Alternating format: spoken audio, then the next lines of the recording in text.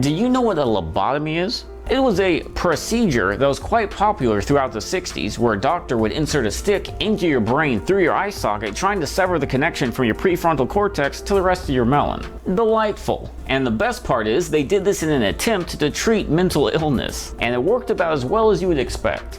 I find the whole lobotomy story to be very interesting, very sad and very depressing, but also very interesting. And I just scratched the surface of this wild medical point in history. If you'd like to know more, I'll leave a link for a video down below. But that's not what this video is about. No, in this video, we're going to make our own lobotomy tool set.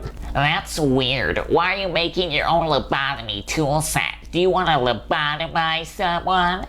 No, I don't. I mean, you, a little bit, but no, I don't. But as I previously mentioned, this whole story just fascinates me, and I feel like having my own replica tool set is almost like having a part of history, almost like having my own museum piece. But enough of me trying to justify my serial killer tendencies, let's get started. These are the lobotomy tools, primarily the Orbitoclast, that's a fun word to say, Orbitoclast, that goes into the skull, and then the mallet that pounds the Orbitoclast into the skull. So I'm going to go ahead and jump into my CAD software and start designing replicas of these tools. And after scouring the internet for countless reference photos and several trial and errors, I believe I have finally finished the models and they are ready for printing.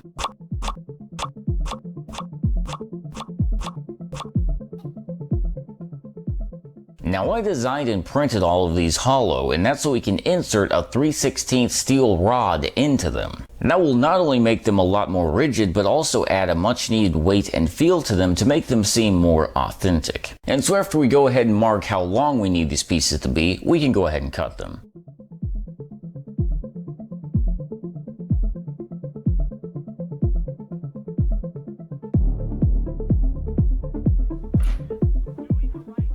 Now because I wanted these to have an authentic size and look, I designed them relatively thinly and they have a decent amount of overhang as well. As a result of that overhang, as you can see, there's a little bit of a zigzag pattern on the top of the print, hindering the natural arch of the design and flattening it out a little bit at the top. And so because of that, when we insert our metal rod into the plastic housing, the sides don't match up nearly as flushly as they should. And so to combat this, we have a few different options. We could run a soldering iron through it to melt the curve back into it, file it down with a circular file, which I don't currently own, or my favorite method, which is by far the worst, find a drill bit that fits in the channel, run the drill bit backwards, and then scrape it across the channel. But before you do any method, do a test fit with your metal rod, because who knows, you might not have to do anything, it might already fit perfectly. But once we have all that figured out, we can take some super glue and a few clamps and begin to put everything together.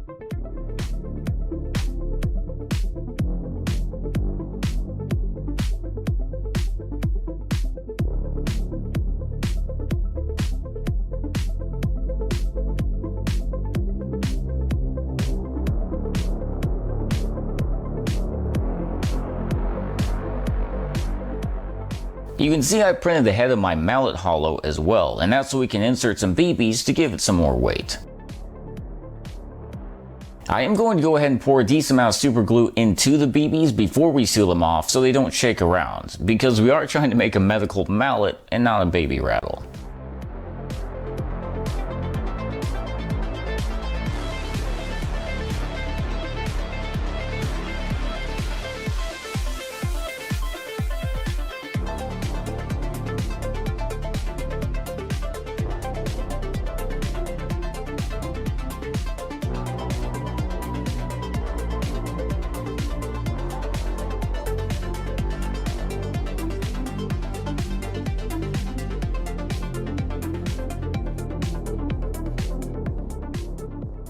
I think that turned out pretty decent. Those seams actually met up rather well. And now although these are already pretty close to the proper color, I'm going to go ahead and spray them down with some shiny metallic silver spray paint to really try to make them pop.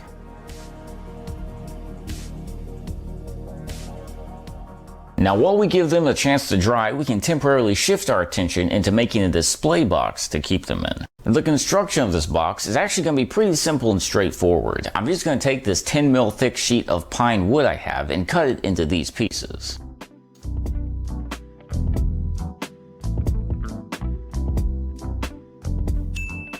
I'm then going to take my nail gun and some wood glue and glue and nail these pieces together, making one solid closed off box.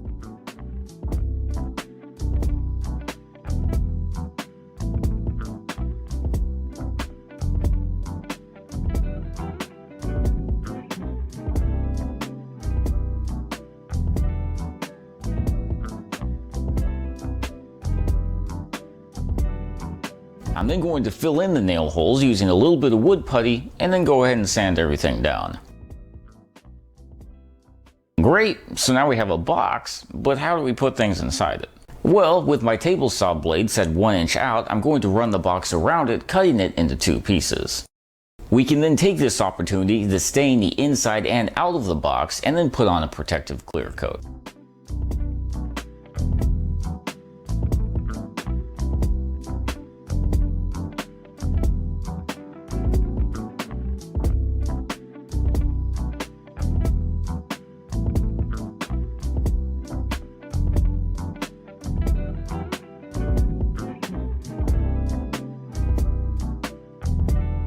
Then all we have to do is mount the back hinges and front latches.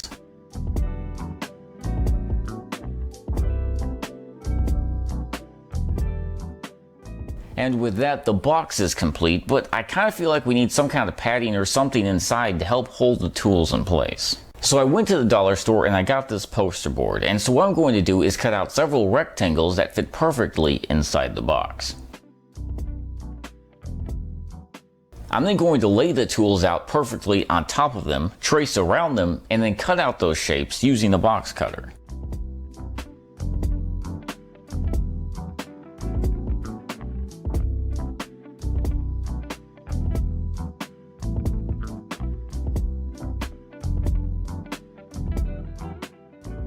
I'm going to do that twice for the Orbitoclast and the handle of the mallet, and then do it another 2 times just for the head of the mallet since it's so thick. And after all the cutting is done, I'm going to take some craft glue and glue it all together, even gluing an uncut piece to the bottom to act as a base. Now this next part is going to seem a tad bizarre at first, but just hold on, I promise it's going to make sense in a minute. So I went into my kitchen and grabbed some saran wrap, and what I'm going to do is I'm going to wrap up both the tools we just finished. Now here I have some extra felt left over from another project. So what I'm going to do is pour some felt glue into the cavity in the foam, then place the felt on top of the hole, and then push the tool into the foam, into the hole, kind of making the felt adhere to the shape of the hole. I know that was confusing, but just watch what I'm doing. Now, a little bit of this glue will seep through the felt, but that's okay because it dries clear, and that's actually why I wrap the tools in saran wrap, so the glue won't damage the tools. Once the glue has had a chance to dry though, we're then going to go ahead and glue down the section in between the 2 tools. Repeat the process for the other tool, and then we'll just continue working through the top of the piece and even the sides of the piece, making sure that all the felt is glued in place.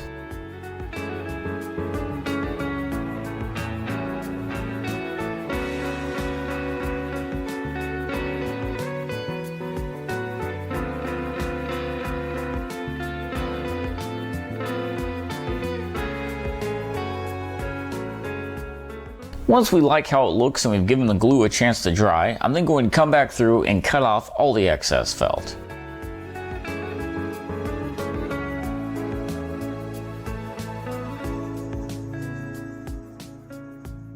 And with that, it is now just a matter of putting it all together. The felt piece fit into the box very snugly, which is fantastic because we didn't have to use glue on it, but we did have to use a flathead screwdriver to kind of push it into place and make sure the sides didn't come up in the process. And after all that, we're finally ready for the tools.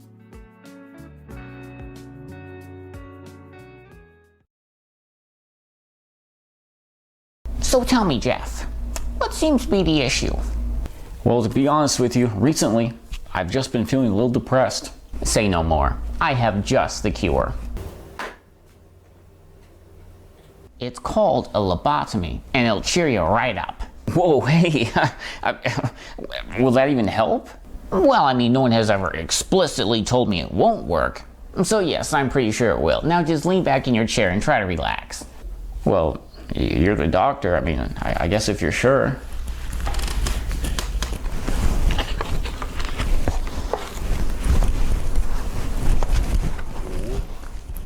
Don't worry, this won't hurt a bit.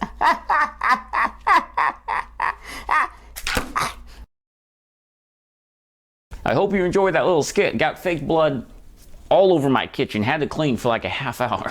So let me know in the comments down below, what did you guys think of this video and what did you think of my lobotomy box? I hope you did enjoy it. I enjoyed making it. And so if you did, please feel free to hit the thumbs up and subscribe. But if you didn't enjoy it, please feel free to schedule an appointment with me.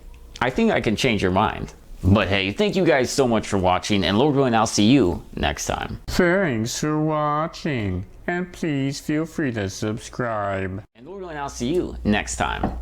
Actually, no, I probably won't. I think that's the FBI.